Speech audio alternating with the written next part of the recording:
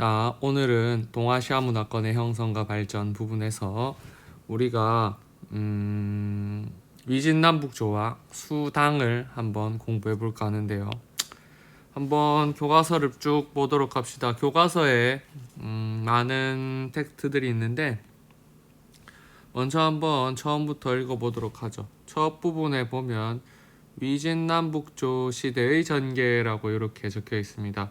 오늘 배워야 될 부분이 바로 무슨 시대다? 위진남북조 시대이다 라는 거를 알 수가 있는데요.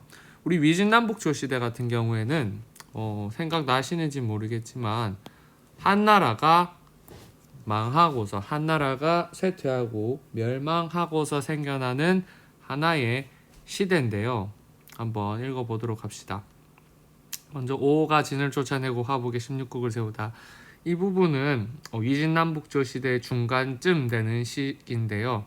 이 시대를 바로 우리는 5호 16국 시대다 이렇게 이야기를 합니다. 자, 한번 쭉 보도록 합시다. 한말 농민봉기를 진압하는 과정에서 지방호족이 자립하여 서로 경쟁하였다. 한말이란 말이 바로 뭐냐? 한나라 말기 농민봉기 바로 황건적들을 진압하는 과정에서 지방호족들이 자립했다라고 되어 있는데 이 지방호족들이 도대체 누구냐라고 하냐면 결국에 이 친구들이 한이 쇠퇴되고 위촉 3국으로 분열되는데요.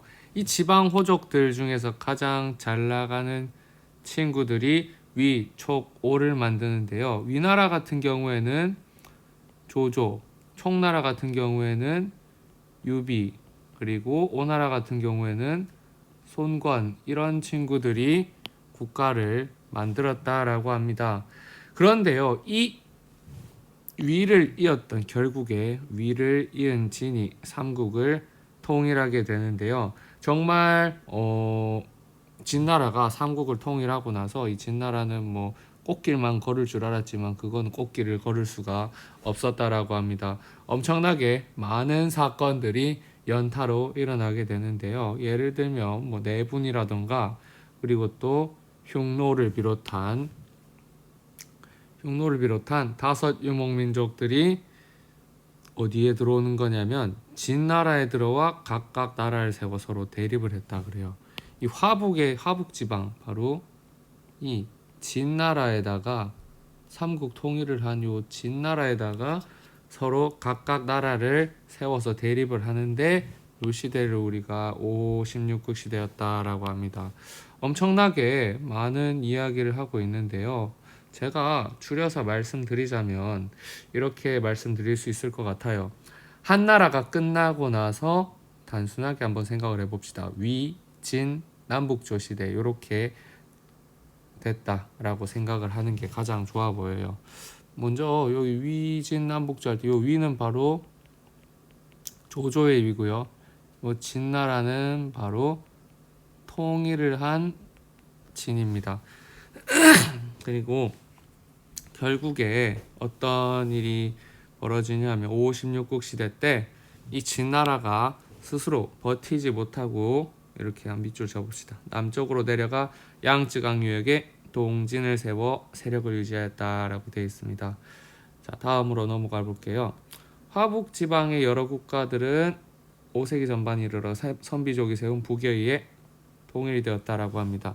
화북 지방의 여러 국가의 의미가 바로 5호 몇 국? 16국이라고 하는 거죠. 이러한 게 바로 누구에 의해 통일되었다고요?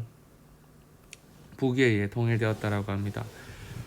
자, 그리고 그 밑에 이건 북쪽의 얘기고요. 남쪽의 이야기를 한번 봅시다. 동진 이후의 한족 왕조들은 선진 농업 기술을 보급하고 적극적인 개간을 통해 강남의 경제력을 크게 향상시켰다라고 되어 있는데 쉽게 말해서 우리 이렇게 생각을 해봅시다. 동진이 강남의 경제력을 크게 향상시켰다라고 이렇게 한번 이야기를 할게요. 그리고 이 동진을 뭐라고 부르냐면 바로 남조라고 부릅니다. 남조. 그리고 우리는 또 하나를 약속을 합시다. 북위를 뭐라고 부른다? 바로 북조라고 부릅니다. 그래서 위진 남조, 북조라고 해가지고 이 시대를 바로 위진남북조라고 부르는데, 이 시대가 언제부터 언제까지냐면 바로 삼국시대, 바로 위초고로부터 어디 중국이 수에 의해 통일되기 전까지를 무슨 시대라 한다? 위진남북조 시대라고 합니다. 자, 우리가 이렇게 얘기를 해보니까 이 위진남북조 시대 연표를 딱 보면 어때요? 엄청나게 어떻습니까? 엄청나게 어지럽고 혼란스러우실 겁니다. 그래서 여러분들은 단순하게 그냥 이 부분에서는 남조가 어떤 나라이고, 그리고 남조가 어떤 나라이고 북조가 어떤 나라인지 어느 정도만 잡아놓고서 한나라 이후에 위진남북조 시대가 됐는데, 바로 남조가 어떠한 나라고 북조가 어떠한 나라인지만 잘 봐놓으시면 될 것 같아요. 넘어갑니다. 자, 문벌귀족 사회가 형성되다라고 되어 있는데요. 이 241페이지에서는요, 여러분들과 제가 해야 되는 건 바로 첫 번째 단원에서 춘추전국 시대에서 이야기했던 거 기억나시는지 모르겠어요. 춘추전국 시대는 딱 하나의 특징을 잡아낼 수 있다고 했습니까? 없다고 했습니까? 없다라 그랬죠. 그래서 하나의 시대에 일어나는 현상, 바로 공통적인 현상을 잡아내기로 했었는데요. 이 부분 또한 비슷합니다. 그런데 아주 공통적인 게 아니라 여기서는 위진남북조 시대에 벌어졌던 각 국가만의 특색 있는 내용들을, 이게 바로 위진남북조에서 일어났던 일이구나 라고 생각을 하시면 가장 좋을 것 같아요. 한번 보도록 합시다. 번호를 매기면서 이야기를 해볼게요. 문벌귀족 사회가 형성되다 라고 하는 부분입니다. 첫 번째 줄 갈게요. 위와 진에서는 구품중정제를 통해 널리 인재를 추천받았다 라고 합니다. 이렇게 추천을 받는 게 바로 벼슬을 내리는 방법이죠. 벼슬을 어떻게 내리냐면 지방에 살고 있는 A와 B가 있습니다. 그러면 중앙에서 이 지방에 살고 있는 A와 B를 한번 살펴보는 거예요. 그러고 나서 A는 한 9품 중정제니까 9품에서 한 1품 정도 되는 것 같아. 그리고 B는 한 4품 정도 되는 것 같아. 그러면 중앙에다가 그렇게 보고하는 겁니다. A는 1품 정도 되고요. B는 4품 정도 됩니다. 라고 하면 중앙에서는 거기에 걸맞는 벼슬을 내려주는 건데요. 이게 시간이 지나면서 어떻게 되냐면 변질이 돼요.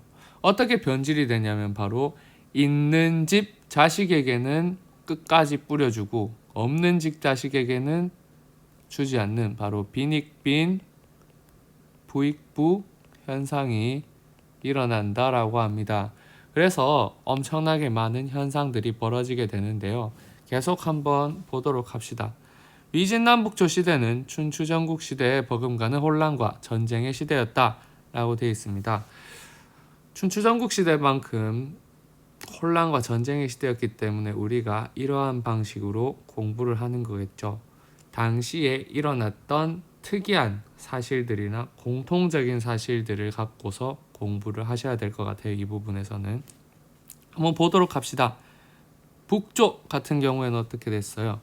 불교를 적극적으로 장려하고 둔황, 룽먼, 윈강 등의 어떠한 석굴사원, 거대한 석굴사원을 세웠다라고 해요. 그래서 둔황, 룽먼, 윈강 이런 곳들도 알아놓는 게 좋은데요. 이 석굴사원 같은 경우에는 이 아랫부분에 있습니다. 이 아랫부분에. 그래서 이 석굴사원의 사이즈를 알아보기 위해서는 여러분들 241페이지 요 주변에 동아시아 문화권 형성과 발전하고 하는 요 부분에 보면 이 동자라는 글자 밑에 사람이 있습니다. 얼마나 큰지 감이 오실 겁니다. 자, 그리고 남조에서도 불교가 유행했다라고 돼 있죠. 유행했다. 그리고 고구려와 백제에서도 불교가 전해진 것도 바로 이 시기였다. 삼국에, 그러니까 한반도의 불교가 이때 전해졌다라고 합니다. 그리고 여러분, 가장 중요한 부분인데요. 이겁니다. 바로 국품중정제가 변질이 되어서 이러한 현상이 일어나는 거예요. 문벌귀족 사회가 형성된 남조에서는 세력이 없는 귀족은 능력이 있어도 등용되지 못하였다. 그렇게 되니까 이 능력 있는데 집에 돈이 없는 사람들, 힘이 없는 사람들은 어떻게 할까요? 바로 현실을 도피하고 세속을 떠나 자유로운 삶을 추구합니다. 얘네들이 바로 쉽게 말해서 어떻다? 나는 자연인이다. 뭐 이런 거 하는 거예요, 얘네들이. 그래서 이때 유행하는 게 바로 노장 사상과 청담 사상인데요. 제가 번호를 매겨 드린다라고 했는데 번호를 안 매겼네요. 다시 한번 매겨 볼게요. 1번이 바로 국품중정제고요. 그리고 2번이 바로 거대한 석굴사원이고 3번이 바로 능력이 있어도 등용되지 못하기 때문에 이러한 노장 사상과 청담 사상을 이야기하는 건데요. 이 노장 사상 같은 경우에는 여러분들 이 노자와 장자를 딴 거라서 여러분들 이렇게 생각하면 됩니다. 도가 사상과 아주 똑같습니다. 그리고 청담 사상은 요 밑에 적혀 있는데요. 어지러운 속세를 떠나 자연에서 맑은 이야기를 나누고자 하는 사상이다. 그러니까 속 시끄러운 얘기 안 하고 저 하늘이 아주 예쁘네. 오늘은 바람이 선선하니 참 좋은 얘기하기 좋을 것 같아요. 라고 하면서 이런저런 이야기를 하는 겁니다. 그리고 또한 여기서 보면 노장 사상은 뭐가 되었다라고 합니까? 도교로 발전했다라고 되어 있는데 하나의 종교로 변했다라고 이야기를 하시면 좋을 것 같아요. 그리고 마지막 부분입니다. 바로 이 시기에는 강남의 경제력을 바탕으로 화려한 귀족 중심의 문화, 귀족 중심의 문화라고 하는 부분이 바로 몇 번이에요? 5번이 되겠죠.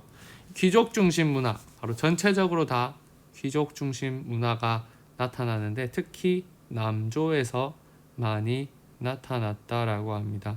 이러한 사람들 같은 경우 여러분들이 한번 쓱 보고 넘어가시면 좋을 것 같아요. 다음으로 넘어가겠습니다. 수나라입니다. 수나라 중국을 다시 통일하다. 위진남북조가 끝이 났습니다. 밑줄을 한번 쳐보도록 할게요. 북조를 계승한 수는 남조의 진을 멸망시키고 360여 년간 남북조 시대를 다시 통일했다라고 합니다. 이 수나라에서 여러분들이 잘 봐놓으셔야 되는 건 바로 이 나라의 유명한 왕들과 어떻게 멸망되었는지를 여러분들이 잘 봐놓으셔야 되는데요. 먼저 수 문제 봅시다. 삼성육부의 통치체제, 중서성, 문화성, 상서성 이렇게 얘기하는 그거 있죠. 그리고 다음에 과거제를 역사상으로 처음 실시했다라고 합니다. 1번, 2번이겠죠. 수문제. 과거제는 바로 문제를 푸는 겁니다. 문제를 푸는 것.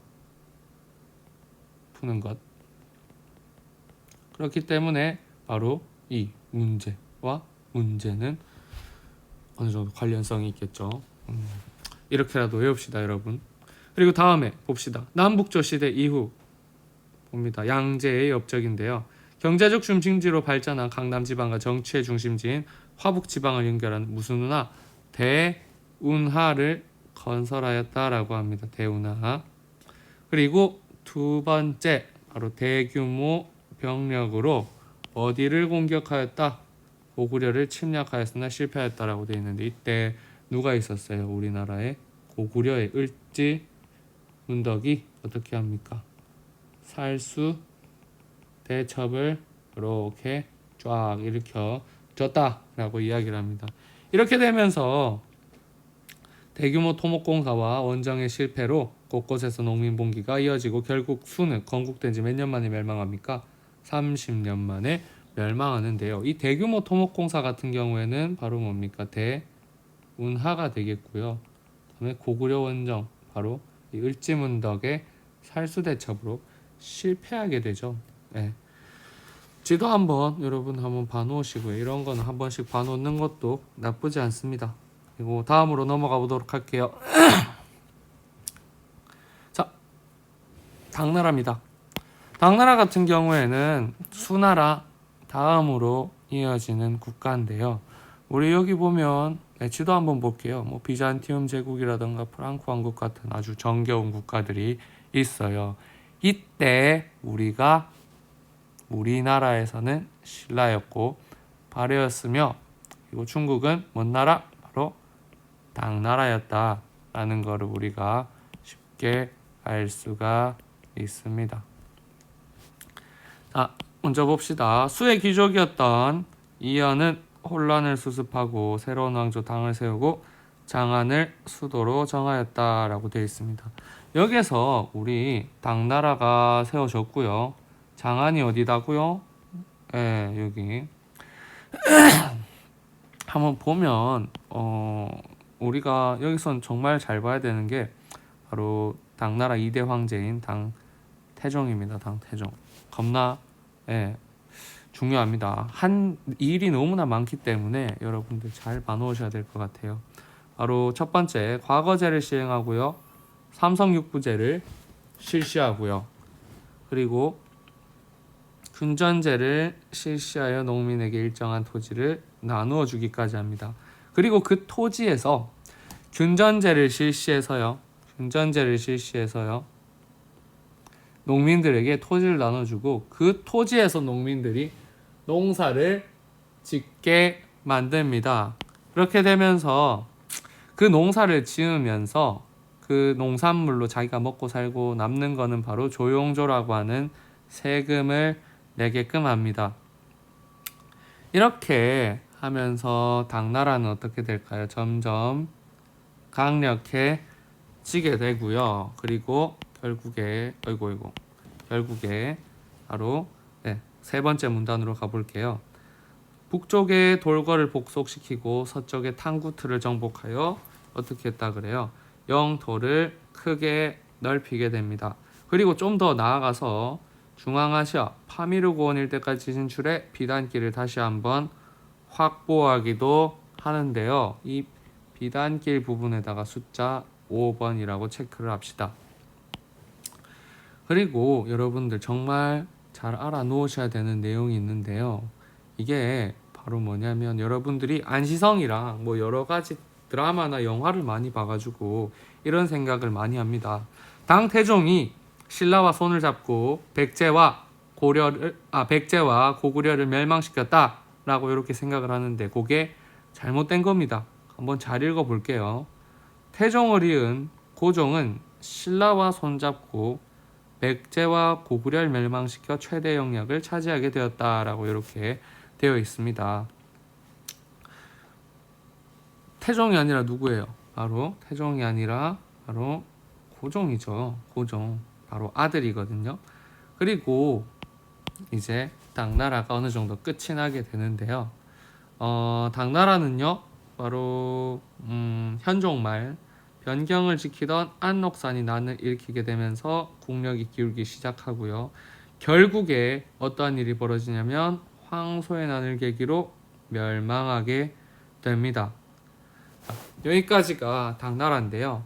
우리는 좀 이따가 페이지를 넘겨서 당나라에 대해서 좀 더 배울 겁니다. 왜 그러냐면 당나라는 엄청나게 오랫동안 있었던 국가고요. 중국 역사치고 오랫동안 있었던 국가고요. 그리고 꽤나 많은 것을 남겼기 때문에 좀 더 배워보도록 합시다. 먼저 요런 거 한번 봐놓을까요? 삼성육부제, 삼성 6개의 부 이런 것도 봐놓고 넘어갑시다. 244페이지입니다. 한번 볼게요. 당에서 국제적이고 귀족적인 문화가 발전하다라고 되어 있는데 이 부분이 바로 어떤 거냐면 당나라 문화의 특징입니다. 잘 알아놓으세요.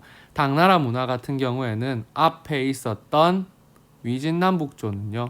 위진남북조와 달리 바로 어떤 게 더 들어가 있습니까? 국제적인 게 더 들어가 있죠. 위진남북조는 바로 어떤 것만 있어요? 귀족적이기만 합니다. 그런데 당나라는 귀족적이면서 국제적이다라 그래요. 왜 그런지 한번 봅시다. 자, 비단길과 바닷길, 바로 당태종이 확보를 했었던 비단길, 그리고 바닷길 통한 국제무역이 발달하면서 세계 곳곳에 다양한 사람들이 수도 장안을 찾아왔다라고 합니다. 이 장안에 대해서 한번 이야기를 해볼게요. 비단길 같은 경우에 그러니까 유럽에서 무역의 중심지는 바로 어디예요? 콘스탄티노폴리스예요. 그러면 이 동쪽에서의 동서교류의 중심지는 바로 장안이었습니다. 생긴 건 서로 다를지는 몰라도 엄청나게 많은 사람들이 오가게 되면서 국제시장도 들어서고요. 그리고 외국과 교류가 늘어나게 되면서 사상과 종교도 엄청나게 발전할 겁니다.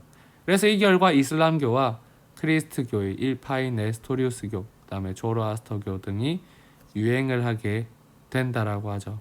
그리고 장안성을 한번 바라보시면 장안성이 엄청나게 많은 불교 사원이라던가 네스토리우스교, 바로 크리스트교 사원, 그리고 도교 사원, 조로아스터교 사원 등등 여러 가지가 엄청나게 많다라는 것을 알 수가 있습니다. 그리고 맨 밑에 줄에 보면 귀족 중심인 사회에서는 요건 한번 여러분들 눈으로 읽어보시면 될 것 같아요. 다음 장으로 넘어가 볼게요. 다음 장은 바로 동아시아 각국에서 공통적인 문화 요소가 나타나다라고 하는 건데요. 이 공통적인 문화 요소가 도대체 뭔지만 알면 되는 겁니다. 한번 읽어볼게요. 당대에 이르러 외국과 교류가 증가하면서 중국의 제도와 문화가 크게 발전하였다라고 합니다. 그래서 여러분들 요거 두 번째 줄에서는 이 도당 유학생의 얘기인데요. 신라를 비롯한 동아시아 각국은 이를 수용하기 위해 당나라의 사신과 유학생을 적극적으로 파견했다라고 되어 있는데, 여기서 여러분이 알아두셔야 되는 게 이것들이 다 고지고대로 받아들여진 게 아니라 그냥 자신들의 사정에 맞게 독자적인 형태로 수용되었다라는 것을 알고 계시면 됩니다. 그런데요, 그것보다 더 중요한 게 바로 어떠한 공통적인 문화 요소가 있는지를 우리가 알아봐야 되는데, 그게 바로 이겁니다. 불교와 유교, 한자 율령을 우리 동아시아 전체에서 공유를 했다라고 합니다. 알겠습니까? 그리고 당나라 장안성을 모방해서 생겨났던 여러 성들이 있는데, 그게 바로 발해 상경성과 신라의 금성, 그리고 일본의 헤이조쿄라고 하는 건데, 이건 한번 복습해 볼까요? 나라 시대의 이야기겠죠. 나라 시대의 특징은 여러분들이 한번 생각을 해봅시다. 뭐가 있을까요? 그렇죠. 커다란 절을 세운다라는 것도 있고요. 그리고 일본이란 단어와 천황이란 단어를 처음으로 사용하기도 합니다. 오늘은 위진남북조부터 당나라까지 빠르게 한번 정리를 해봤습니다. 수고하셨습니다.